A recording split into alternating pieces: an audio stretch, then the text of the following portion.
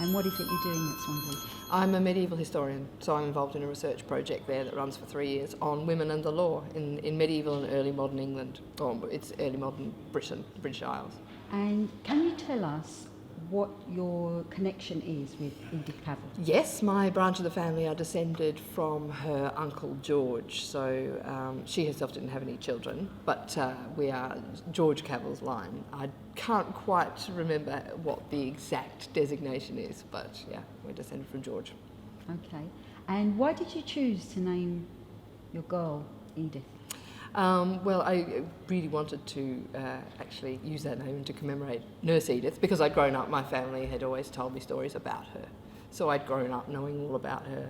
My grandfather was was absolutely fascinated by her and always telling me about her. So I by the time I knew I was expecting, I said, it's a girl, that's the name I want. And it was a girl, thankfully.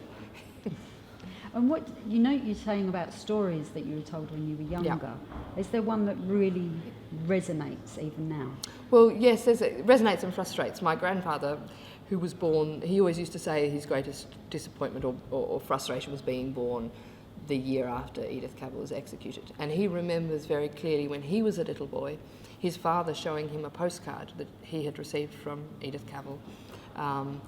And so this was after the execution, some years down the track, and my great-grandfather, Francis, showed my grandfather a postcard that he had received from Edith Cavell. Now, what happened to the postcard is a mystery, because my great-grandfather died suddenly when my grandfather was less than 10, I think, or about 10 years old, so it was a sudden and unexpected death. I don't know much more about it, but he was the breadwinner and everything. The entire family was thrown into disarray. Things were thrown out and lost. Postcard was never seen again. But the story that my grandfather is, he can clearly remember it. That's really great. Have you felt she has been commemorated in 2015? How? What were your responses to commemoration events? Well, I thought it was really fascinating and really, really important. It was terrific, really, to see her back in the public eye, because I was very aware growing up that she was fading or had faded from the public eye in Britain and Australia. I mean, I grew up in Australia, and none of my teachers would often know. Those teachers that were of my parents' generation knew who she was, but younger teachers, my peers at school, that they didn't know. And when I arrived in Britain, I discovered that even some of the older generation didn't know, so it was almost as though her memory was being lost even more quickly in Britain. And then all of a sudden now she's being remembered and commemorated and so forth, so it's terrific.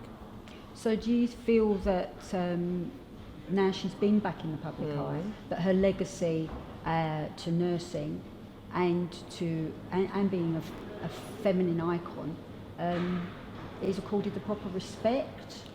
I think so. I think it's really important with her role as a nurse, as a woman, in a very sort of carrying out really a tough and very independent kind of a role is very, very important. I think her emphasis on peace and humanity is extremely important at the moment, since we're going through some horrendous times in the world at the moment. I think that's a message that is has remained relevant, and if it is perhaps even more resonant at the moment because of what's going on. What are your thoughts about people like Edith Cavell, Florence Nightingale, Mary Seacole being on the curriculum, especially for primary school children? No, I think it's really very important. In the case of all three people that you just mentioned, they're women who undertook very important roles, all of them in nursing and so forth. We have the situation with the First World War, where Nurse Edith Cavell was a non-combatant. She's working behind the scenes, a bit like Florence Nightingale in Crimea, and you don't necessarily get to hear about what they're doing as much. And I think we need to learn. Children need to learn about not just the great leaders of countries and so forth, the fighter pilots, the soldiers, but to hear about women, what women were doing during the war. And some of them made the ultimate sacrifice and died for what they were doing. And I think it's not often heard about, and it's a very important part of our history.